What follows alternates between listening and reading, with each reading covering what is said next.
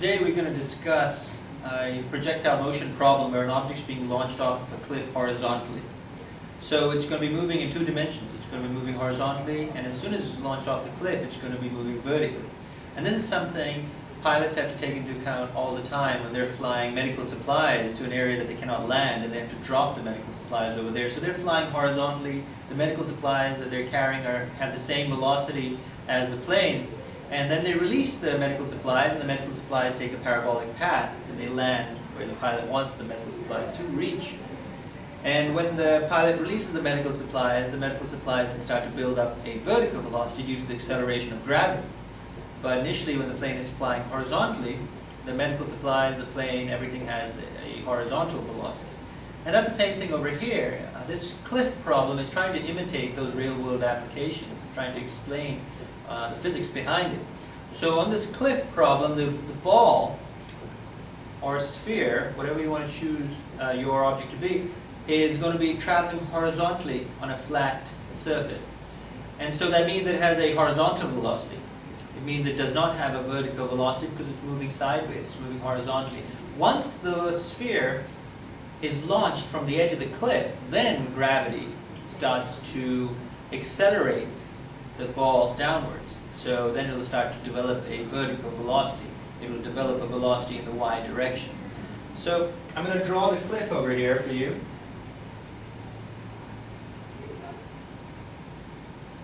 So you have a cliff. How high is this cliff? You can choose the height, whatever you want it to be. You can write it down as h. You can write down the word height. Most people write down the letter y because it represents displacement on the y-axis. Some people also write down the letter d for displacement. However, because it's displacement on the y-axis, and we will have displacement on the x-axis also, because we have two-dimensional motion, let's be more precise. Let's write down a d with a subscript y. So d for displacement, and the subscript is y, because that's on the y-axis. Now keep in mind, when the ball is falling downwards, whatever the height of the cliff is, whenever you plug it into any of your equations, make sure you put it down as negative, because we're choosing the standard direction that downwards is negative. So gravity is going to be labeled as negative. The acceleration of gravity, whether you choose it to be as 9.81 meters per second squared, or you want to round it up to 10 meters per second squared, whatever the case may be, it is going to be labeled as negative because we're choosing the downward direction to be negative. This ball is traveling on a flat surface. So if it's traveling on a flat surface, it has a velocity in the x direction. It has a horizontal velocity. Now that velocity is not changing because we're making two assumptions. One, we're saying that there isn't any friction on the surface. So there isn't anything opposing the horizontal velocity. And we're also saying that we're experimenting in a vacuum. So there's no air resistance to fight against the ball's horizontal velocity. So the x velocity stays the same. It stays consistent, stays constant throughout this entire problem. So the ball, as it reaches the edge of the cliff, its x velocity is still the same throughout, and it does not have a vertical velocity. It does not have a y velocity. It does not have a y velocity because it's not moving downward. It's only moving sideways. So its initial vertical velocity is 0. Initial vertical velocity, v naught y, is 0. The naught stands for initial, and the y is just reminding me that we're talking about y velocity because we also have an x velocity. We want to keep them separate. We never want to mix them up in the same equation. The x velocity is going to stay the same. The y velocity is going to build. As soon as the ball is off the cliff, even though gravity is accelerating the ball at all times, gravity is accelerating the ball even when it's on the flat surface, but the surface is preventing the ball from moving down. So even though gravity is present at all times, it does not have a vertical velocity over here. It will have a vertical velocity when the surface ends, when the flat surface ends and you're off the edge of the cliff, then the acceleration of gravity is going to increase the ball's vertical velocity. So this ball, once it's launched from the edge of the cliff, is going to travel through the air in a parabolic path, and it's going to reach the ground. So, as it travels through the air, its horizontal velocity stays the same, but it starts to build a vertical velocity. Now remember, I'm putting a negative there because that vertical velocity is pointing down. The horizontal velocity is going to remain consistent, the vertical velocity is going to get stronger, and then finally, right before it hits the ground, the vertical velocity is going to be the greatest. That's why you're noticing I'm drawing the arrow longer.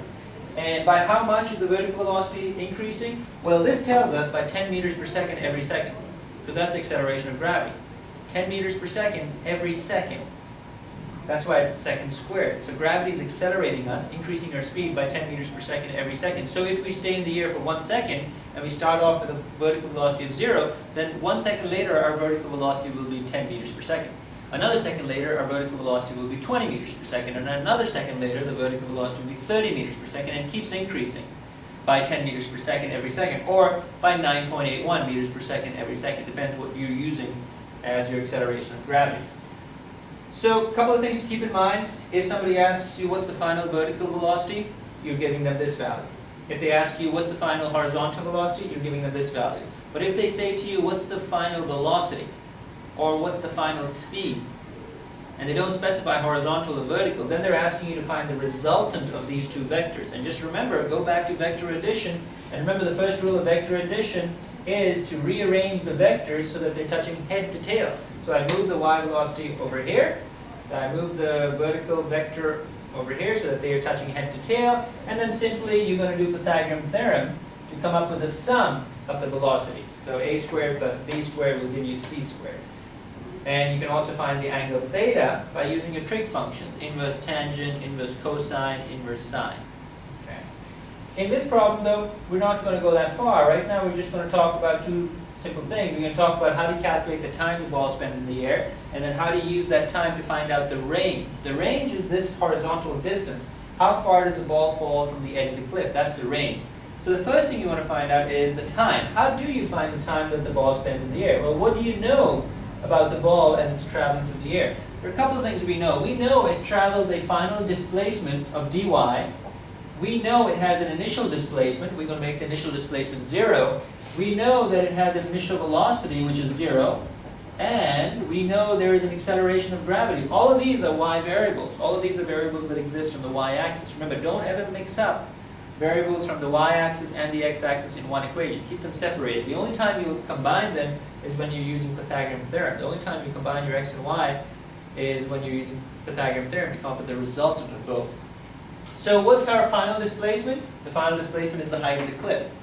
100 meters, 200 meters, 500 meters, whatever the case may be. But remember, because the ball is falling downwards, this number, when you plug it in here, should be a negative number because the object's falling down. It's displacing downwards. What is the initial displacement? Well, the initial displacement is 0. What is the initial velocity? The initial vertical velocity is 0 also. So 0 times time is 0. So these two values drop out, and you simplify this equation to final displacement equals 1/2 at squared. What is your a going to be? Your a is going to be your only acceleration that exists in this problem on the y-axis, and that is the acceleration of gravity. So negative 10 meters per second squared, or negative 9.81 meters per second squared. You're going to notice that you have a negative here, and you have a negative here, so the negatives are going to cancel out.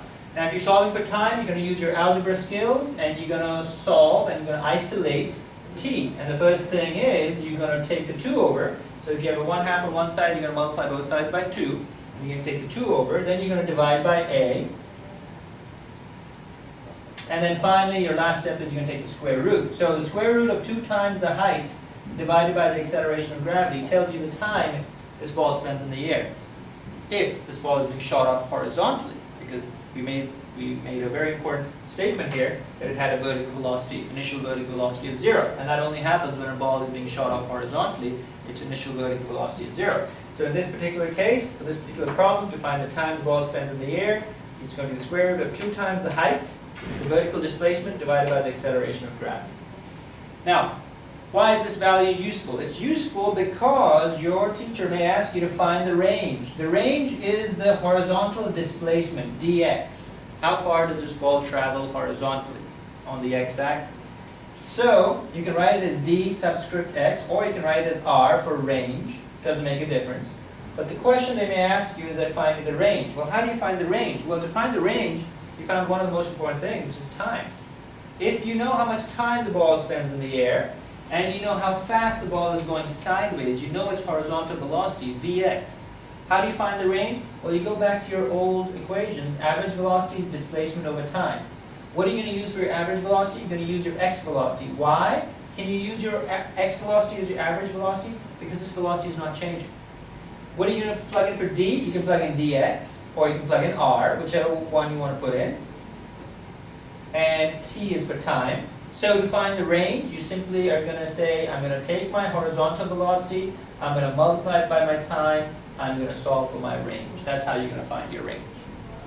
The reason I didn't put any numbers in here is because I wanted to show you these equations, because your teacher may give you the range and may give you the height of the cliff and the acceleration of gravity. So if they give you the height of the cliff and the acceleration of gravity, you can solve for the time. And if you know the time and the range, you can solve for the horizontal velocity. Or your teacher may give you the horizontal velocity, and they may give you the height of the cliff and the acceleration of gravity. So you use the height of the cliff, the acceleration of gravity to find the time. And because your teacher gave you the horizontal velocity, you're going to multiply the horizontal velocity with the time to get the r. You can find whatever you want to find. As long as you know how to find the time and you know how to find the range, then you can work this problem in any direction, depending on what variables are given in the problem and which ones are you looking for. So this is two-dimensional motion of an object that's being shot off a horizontal surface. It's being shot off of a cliff. It's typically called a cliff problem, and hopefully this review was helpful.